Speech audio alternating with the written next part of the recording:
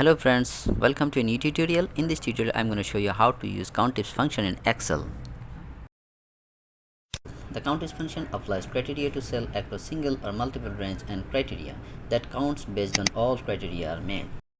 COUNTIFS has two parameters, range and criteria.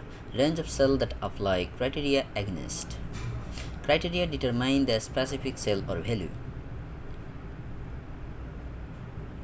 So now select the range. The range is salary column E2 to E9 greater than 3000. Means salary, if salary is greater than 3000 it will be counted.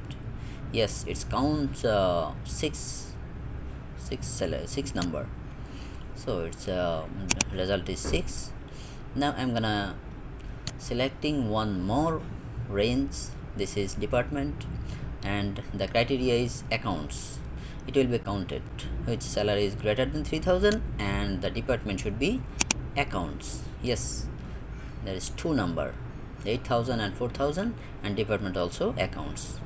Thanks for watching this tutorial.